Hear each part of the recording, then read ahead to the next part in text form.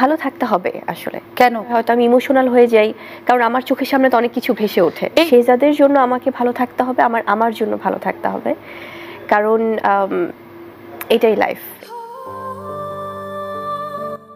শাকিবের কথা মনে করে আর এক ফোঁটা অশ্রু ঝরাবেন না শবনম বুবলি। কেননা স্বামীর প্রতি অপেক্ষায় থাকা বুবলির ভালোবাসাকে একের পর এক অপমান করে চলেছে শাকিব খান। মিমির সঙ্গে প্রেমের গুঞ্জনের ভিত্তিতে এবার এমনই একটা মন্তব্য দেখা গেল শবনম বুবলির। কেননা মিমি বুবলি সম্পর্কে জানার পরে শাকিবকে নিয়ে ইঙ্গিতমূলক একটা মন্তব্য করেছেন। তাই তার বিস্তারিত জানতে অবশ্যই ভিডিওটি না টেনে সঙ্গে থেকে আপনার মূল্যবান মতামতটি জানিয়ে দিন। নায়িকাদের সঙ্গে কিং খানের ব্যক্তিগত প্রেম ভালোবাসার গুঞ্জনটা এখন আর গুঞ্জনের মাঝে দেখে না অনেকে, যে কারণে তার বিপরীতে থাকা নায়িকাদের নিয়ে প্রায় সময় প্রেমের গুঞ্জনের মধ্য দিয়ে চলেন ঢাকাই সিনেমার সুপারস্টার শাকিব খান। তবে তুফানের প্রেস কনফারেন্সে মিমির সঙ্গে একটা ঘটনার সাপেক্ষে বেশ জোরালোভাবেই আলোচনায় এসেছেন শাকিব খান। কেননা তিনি সেখানে তার দুই স্ত্রী অপু বুবলি কাউকেই চিনতে পারেননি। অপু বিশ্বাস প্রাক্তন হলেও বর্তমান স্ত্রী বুবলির প্রসঙ্গটিও এড়িয়ে গেছেন শাকিব খান। অপু বিশ্বাস এবং বুবলির মধ্যে আপনাকে টেনে যে কন্ট্রোভার্সি চলছে তা নিয়ে কি বলবেন?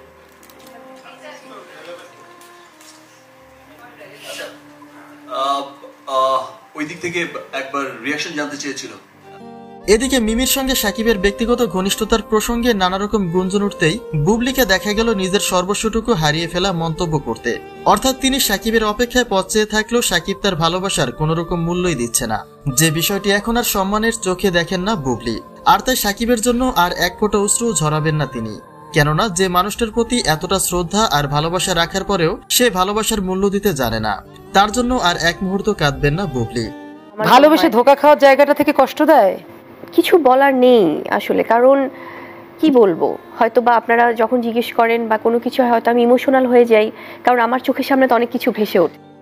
আসলে বিষয়টি গাঢ় হয়েছে প্রেস কনফারেন্সে মিমি চক্রবর্তী বুবলিকে না চিনে শাকিবের প্রতি একটা ইঙ্গিতমূলক মন্তব্য করায়। তিনি তার পাশে থাকা তুফান সিনেমার পরিচালক রায়হান রাফির কাছে বুবলি সম্পর্কে জানার পরেই শাকিবকে নিয়ে একটা ইঙ্গিতমূলক মন্তব্য করেন, যেখানে শাকিবের মুখ থেকে কথা কেড়ে নিয়ে বলেন, পাশাপাশি বসলেই তো সব হয়ে যায় না, মারপিট তো প্রেস কনে নয় ঘরে বসে হয়।